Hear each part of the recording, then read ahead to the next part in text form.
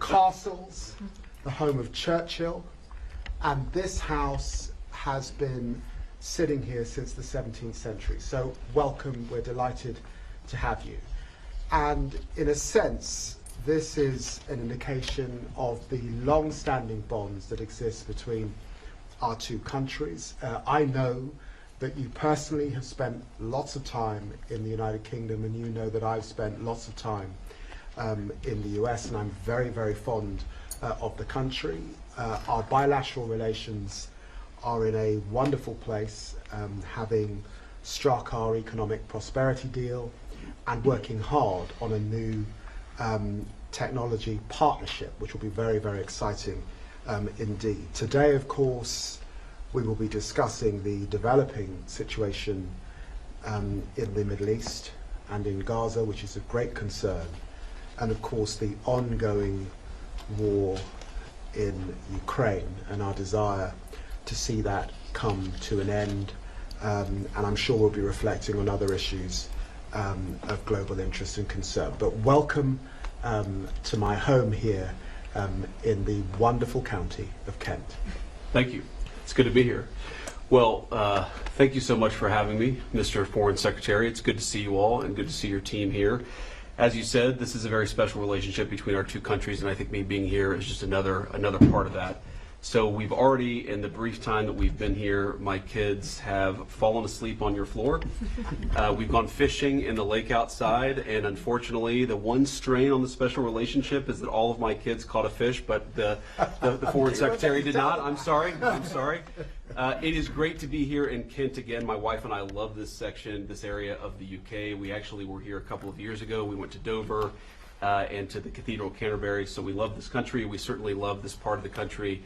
And so it's great to be here. As David said, we have a lot to discuss. There's a lot going on in the world. Of course, the situation in the Middle East, the situation with Ukraine and Russia. There's a lot of news there and a lot of things to update each other on.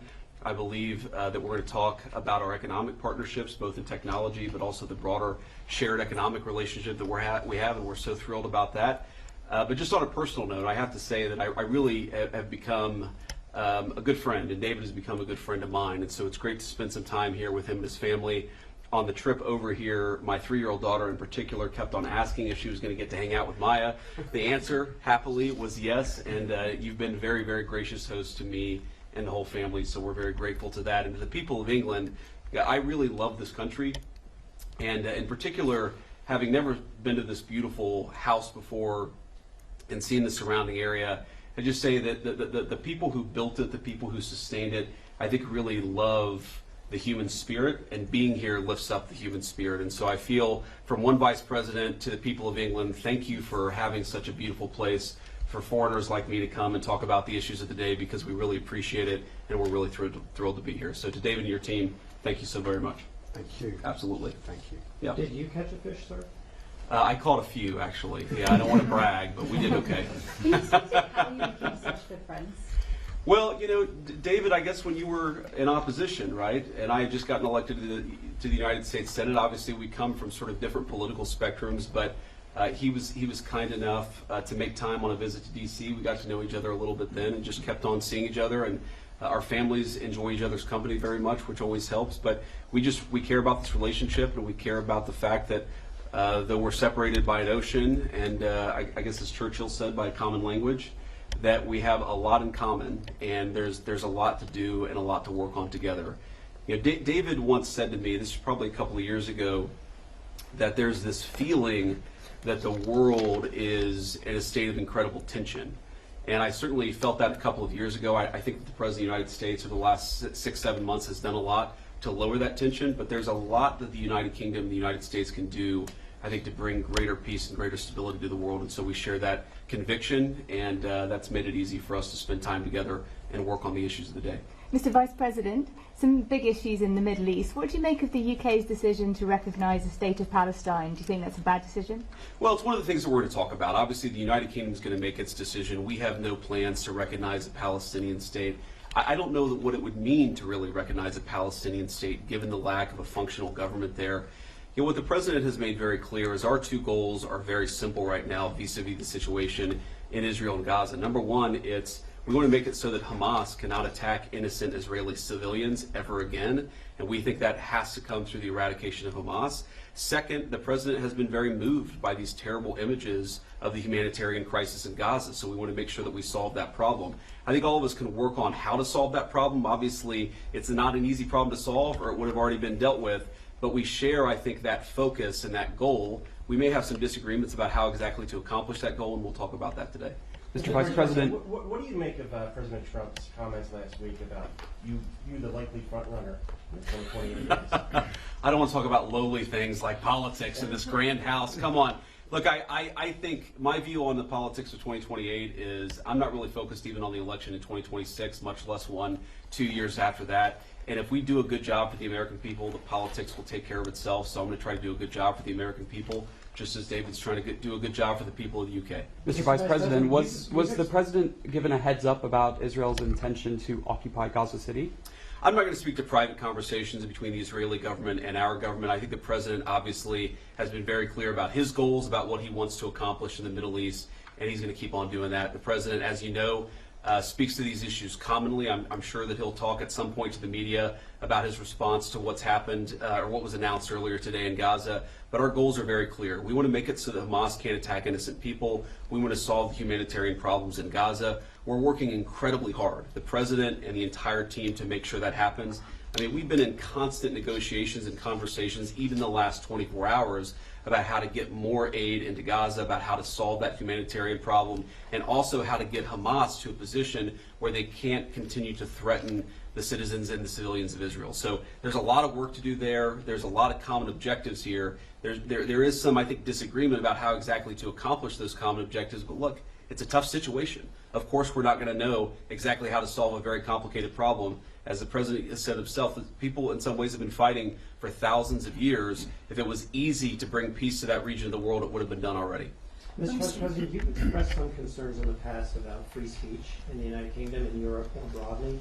Do you bring any kind of a message to the Foreign Secretary today on that subject? Well, I'd say I've raised concerns about free speech in the United States of America. I think the entire collective West, the transatlantic relationship, our NATO allies, certainly the United States under the Biden administration, got a little too comfortable with censoring rather than engaging with a diverse array of opinions. So that's been my view. Obviously, I've raised some criticism and concerns about our friends on this side of the Atlantic. But the thing that I'd say to the people of England or to anybody else, to David, is many of the things that I worry most about were happening in the United States from 2020 to 2024. I just don't want other countries to follow us down what I think was a very dark path under the Biden administration. So in the spirit of having a good conversation and recognizing the Secretary has a lot of things to do, unless you want to say anything else. Okay. Thank you all so much. Good to see you all. Thank you. Can I just ask just one more question, just one, to the Foreign Secretary? If it's the Foreign Secretary, yes. I'm done answering questions. Foreign Secretary, the UK has taken a different tack on the situation in Palestine and the United States. Do you feel that your friendship with the Vice President might help, have a discussion about ceasefire in Gaza? You know, Prime Minister Starmer is either meeting or discussing these issues with President Trump on a weekly basis, and I am doing the same with Secretary of State Rubio or Vice President Vance. And the truth is, what we all want to see is a ceasefire. What we all want to see are the hostages come out, and we are hugely concerned by the humanitarian suffering that we're seeing in Gaza particularly. So it is bringing that to an end that we want to see. I am concerned about what is developing in Gaza at this time and the recent decision by the cabinet, and hugely concerned, as I think a lot of Israeli people are, about the impact, particularly on the hostages, and we'll be able to discuss these issues in the hours ahead. Thank you very much. Thank you. Thank you all. Thanks, President. Thank you all challenging each other on any of Have you learned anything from each other? We learned a lot. I learned a lot. Absolutely. I learned a lot from him. Thanks very much. Enjoy the cut and thrust of politics. Thank you. The cut and thrust of politics is what excites me. And look, the truth is, I was blessed to go to Harvard, and I think the Vice President went to the university not quite as good. That's right.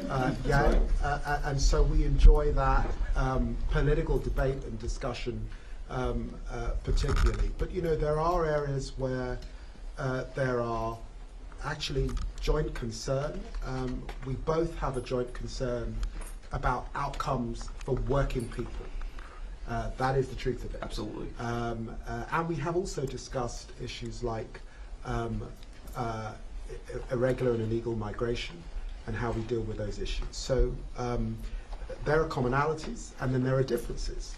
And that is the joy of living in democracies like ours. Thank That's you right, both. Brian. Thank you very much. See you all. Thank you. Thank you. I'll go to my fan. As the president says, you want any press conference not to say breaking news. It says breaking news.